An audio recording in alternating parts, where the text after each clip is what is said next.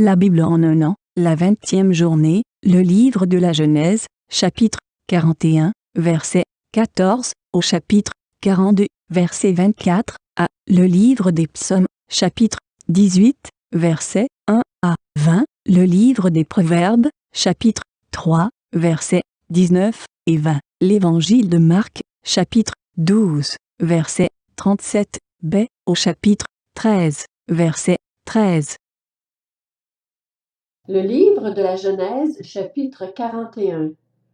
Le Pharaon fit appeler Joseph. On s'empressa de le faire sortir de prison. Il se rasa, changea de vêtements et se rendit vers le Pharaon. Le Pharaon dit à Joseph, « J'ai fait un rêve. Personne ne peut l'expliquer et j'ai appris à ton sujet que tu peux expliquer un rêve après l'avoir entendu. » Joseph répondit au Pharaon, « Ce n'est pas moi, c'est Dieu qui donnera une réponse favorable au Pharaon. » Le Pharaon dit alors à Joseph, « Dans mon rêve, je me tenais sur le bord du fleuve. Alors 7 vaches grasses et belles sont sorties du fleuve et se sont mises à brouter dans la prairie. 7 autres vaches sont sorties après elles, maigres, très laides et décharnées. Je n'en ai pas vu d'aussi laides dans toute l'Égypte. Les vaches décharnées et laides ont mangé les 7 premières vaches qui étaient grasses. Elles les ont englouties dans leur ventre sans qu'on s'aperçoive qu'elles y étaient entrées. Leur apparence était aussi laide qu'avant. Puis je me suis réveillée. J'ai vu encore en rêve 7 épis pleins et beaux qui montaient sur une même tige. 7 épis vides, maigres, brûlés par le vent d'est, ont poussé après eux. Les épis maigres ont englouti les 7 beaux épis. Je l'ai dit au magicien, mais personne ne m'a donné l'explication. Joseph dit au Pharaon, « Ce qu'a rêvé le Pharaon correspond à un seul événement. Dieu a révélé au Pharaon ce qu'il va faire. Les 7 belles vaches sont 7 années, et les 7 beaux épis aussi. C'est un seul rêve.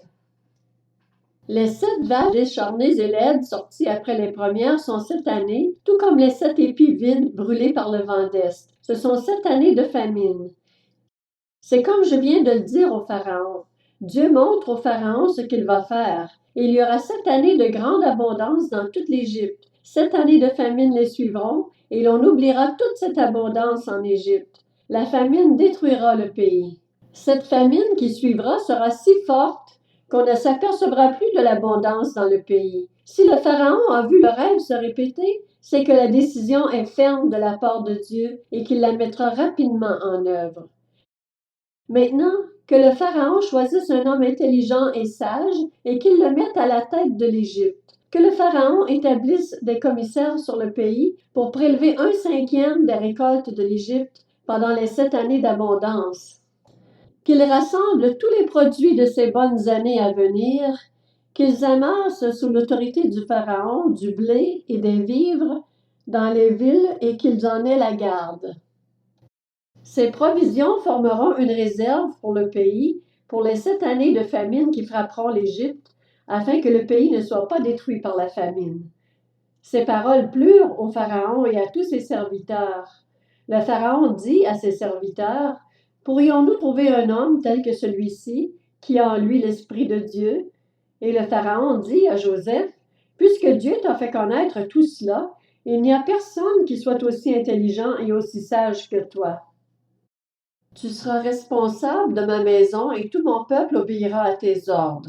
Le trône seul m'élèvera au-dessus de toi. » Le Pharaon dit à Joseph, « Vois, je te donne le commandement de toute l'Égypte. » Le Pharaon retira l'anneau de son doigt et le passa au doigt de Joseph. Il lui donna des habits en fin lin et lui mit un collier d'or au cou. Il le fit monter sur le char qui suivait le sien et l'on criait devant lui, « À genoux! » C'est ainsi que le Pharaon lui donna le commandement de toute l'Égypte. Il dit encore à Joseph, « C'est moi qui suis le Pharaon, mais sans ton accord, personne ne lèvera la main ni le pied dans toute l'Égypte. » Le Pharaon appela Joseph Tsaphnath-Paanéach et lui donna pour femme Asnath, fille de Potiphéra, le prêtre d'On. Joseph partit pour visiter l'Égypte. Il était âgé de 30 ans lorsqu'il se présenta devant le Pharaon, le roi d'Égypte. Il quitta le Pharaon et parcourut toute l'Égypte. Pendant les 7 années de fertilité, la terre rapporta abondamment. Joseph rassembla tous les produits de ces 7 années en Égypte. Il entreposa des vivres dans les villes, en mettant à l'intérieur de chaque ville les produits des campagnes environnantes. Joseph amassa du blé comme le sable de la mer, en quantité si considérable que l'on cessa de compter parce qu'il n'y avait plus de nombre. Avant les années de famine, Joseph eut 2 fils que lui donna Asnath, fille de Potiphéra, le prêtre d'On. Joseph appela l'aîné Manassé, car, dit-il, Dieu m'a fait oublier toutes mes peines et toute ma famille. Et il appela le second Éphraïm, car, dit-il, Dieu m'a donné des enfants dans le pays de mon malheur. Les 7 années d'abondance qu'il y eut en Égypte passèrent, et les 7 années de famine commencèrent à venir comme Joseph l'avait annoncé. La famine régna dans tous les pays, mais dans toute l'Égypte, il y avait du pain. Quand toute l'Égypte commença aussi à avoir faim, le peuple cria au Pharaon pour avoir du pain. Le Pharaon dit à tous les Égyptiens, « Allez vers Joseph et faites ce qu'il vous dira. » La famine régnait sur tout le pays. Joseph ouvrit tous les centres d'approvisionnement et vendit du blé aux Égyptiens, car la famine était forte en Égypte. On arrivait de tous les pays en Égypte pour acheter du blé à Joseph, car la famine était forte partout. Le livre de la Genèse, chapitre 42. Voyant qu'il y avait du blé en Égypte, Jacob dit à ses fils, « Pourquoi vous regardez-vous les uns les autres? » Il ajouta, « J'ai appris qu'il y avait du blé en Égypte. Descendez-y pour nous en acheter, afin que nous restions en vie et ne mourions pas. » 10 frères de Joseph descendirent en Égypte pour acheter du blé. Jacob n'envoya pas avec eux Benjamin, le frère de Joseph, car il avait peur qu'il ne lui arrive un malheur. Les fils d'Israël se joignirent à d'autres arrivants pour acheter du blé, car la famine régnait dans le pays de Canaan. Quant à Joseph, il exerçait le pouvoir sur le pays. C'était lui qui vendait du blé à toute la population du pays. Les frères de Joseph vinrent et se prosternèrent devant lui le visage contre terre. Quand Joseph vit ses frères, il les reconnut, mais il se comporta en étranger vis-à-vis d'eux. Il leur parla durement et leur dit, « D'où venez-vous? » Ils répondirent, « Du pays de Canaan pour acheter des vivres. » Si Joseph reconnut ses frères, eux ne le reconnurent pas. Joseph se souvint des rêves qu'il avait eus à leur sujet et leur dit, « Vous êtes des espions. C'est pour examiner les points faibles du pays que vous êtes venus. » Ils lui répondirent, « Non, Seigneur, tes serviteurs sont venus pour acheter du blé. Nous sommes tous les fils d'un même homme. Nous sommes sincères. Nous, tes serviteurs, nous ne sommes pas des espions. » Il leur dit, « Pas du tout. C'est pour examiner les points faibles du pays que vous êtes venus. » Ils répondirent, « Nous, tes serviteurs, nous étions 12 frères, fils du même homme dans le pays de Canaan. Le plus jeune est aujourd'hui avec notre père, et il y en a un qui n'est plus là. » Joseph leur dit, « C'est ce que je viens de vous dire, vous êtes des espions. Voici comment votre sincérité sera vérifiée. Par la vie du Pharaon, vous ne sortirez pas d'ici avant que votre jeune frère ne soit venu. Envoyez l'un de vous chercher votre frère pendant que vous resterez prisonniers. Vos affirmations seront ainsi vérifiées et je saurai si la vérité est de votre côté. Sinon, par la vie du Pharaon, c'est que vous êtes des espions. » Puis il les mit 3 jours en prison ensemble. Le 3e jour, Joseph leur dit, « Faites ce que je vous dis et vous vivrez. Je crains Dieu. Si vous êtes sincères, qu'un seul de vous reste enfermé dans cette prison. Quant aux autres, partez, emportez du blé pour nourrir vos familles. Puis amenez-moi votre jeune frère. Ainsi vos affirmations seront vérifiées et vous ne mourrez pas. » C'est ce qu'ils firent. Ils se dirent alors l'un à l'autre, « Oui, nous avons été coupables envers notre frère. Nous avons bien vu sa détresse quand il nous demandait grâce, et nous ne l'avons pas écouté. C'est pour cela que cette détresse nous frappe. » Ruben répliqua, « Ne vous disais-je pas de ne pas commettre de faute envers cet enfant? Mais vous n'avez pas écouté, et voici que son sang nous est redemandé. » Ils ne savaient pas que Joseph comprenait, car il se servait d'un interprète avec eux. Il s'éloigna d'eux pour pleurer, puis il revint leur parler. Le livre des Psaumes, chapitre 18. Au chef de chœur, du serviteur de l'Éternel, de David. Il adressa les paroles de ce chant à l'Éternel, après qu'il l'eut délivré de tous ses ennemis et de Saül. Il dit, « Je t'aime, Éternel, ma force, Éternel, mon rocher, ma forteresse, mon libérateur, mon Dieu, mon rocher où je trouve un abri, mon bouclier, la force qui me sauve, mon rempart. Loué soit l'Éternel, je crie à lui et je suis délivré de mes ennemis. Les liens de la mort m'avaient enserré, et les torrents dévastateurs m'avaient épouvanté. Les liens du séjour des morts m'avaient entouré, les pièges de la mort m'avaient surpris. Dans ma détresse, j'ai fait appel à l'Éternel, j'ai crié à mon Dieu. De son palais, il a entendu ma voix. Mon cri est parvenu à ses oreilles. La terre a été ébranlée, elle a tremblé. Les fondements des montagnes ont vacillé. Ils ont été ébranlés parce qu'il était irrité. Une fumée s'élevait de ses narines, et un feu dévorant sortait de sa bouche, avec des charbons embrasés.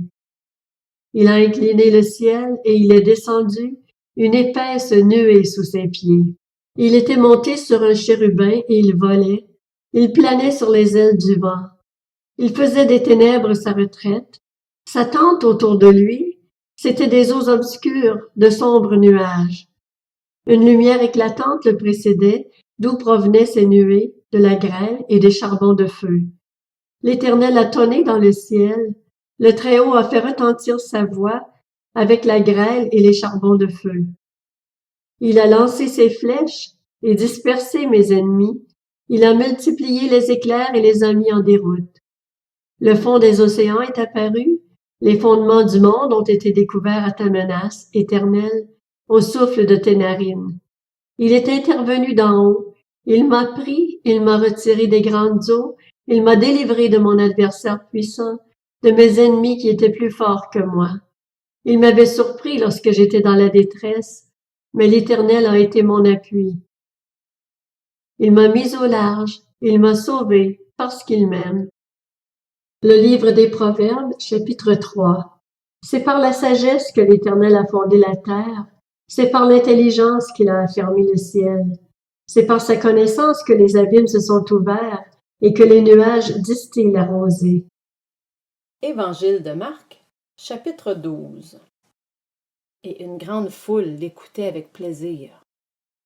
Il leur disait dans son enseignement, « Attention aux spécialistes de la loi qui aiment se promener en longue robe et être salués sur les places publiques. Ils recherchent les sièges d'honneur dans les synagogues et les meilleures places dans les festins. Ils dépouillent les veuves de leurs biens tout en faisant pour l'apparence de longues prières. Ils seront jugés plus sévèrement. » Jésus était assis vis-à-vis du tronc et regardait comment la foule y mettait de l'argent. De nombreux riches mettaient beaucoup. Une pauvre veuve vint aussi. Elle y mit 2 petites pièces, une toute petite somme.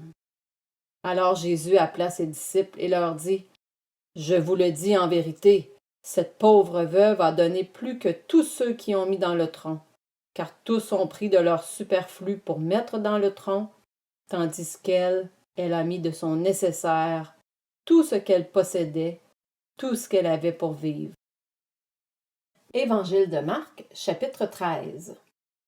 Lorsque Jésus sortit du temple, un de ses disciples lui dit, « Maître, regarde, quelle pierre et quelle construction! » Jésus lui répondit, « Vois-tu ces grandes constructions? Il ne restera pas pierre sur pierre, tout sera détruit. » Puis il s'assit sur le mont des Oliviers en face du temple. Pierre, Jacques, Jean et André lui posèrent en privé cette question. « Dis-nous, quand cela arrivera-t-il et à quel signe reconnaîtra-t-on que tous ces événements vont s'accomplir? » Jésus se mit alors à leur dire, « Faites bien attention que personne ne vous égare. En effet, beaucoup viendront sous mon nom et diront, « C'est moi, et ils tromperont beaucoup de gens. Quand vous entendrez parler de guerre et de menaces de guerre, ne vous laissez pas effrayer, car il faut que ces choses arrivent. Cependant, ce ne sera pas encore la fin. Une nation se dressera contre une nation, et un royaume contre un royaume. En divers endroits, il y aura des tremblements de terre. Il y aura des famines et des troubles. Ce sera le commencement des douleurs. Faites attention à vous-même. On vous livrera aux tribunaux, et vous serez battus dans les synagogues. Vous comparaîtrez devant des gouverneurs et devant des rois à cause de moi pour leur apporter votre témoignage. Il faut d'abord que la bonne nouvelle soit proclamée à toutes les nations. Quand on vous amènera pour vous faire arrêter, ne vous inquiétez pas d'avance de ce que vous direz, mais dites ce qui vous sera donné au moment même. En effet, ce n'est pas vous qui parlerez, mais l'Esprit Saint. Le frère livrera son frère à la mort, et le père son enfant. Les enfants se soulèveront contre leurs parents et les feront mourir. Vous serez détestés de tous à cause de mon nom. Mais celui qui persévérera jusqu'à la fin sera sauvé.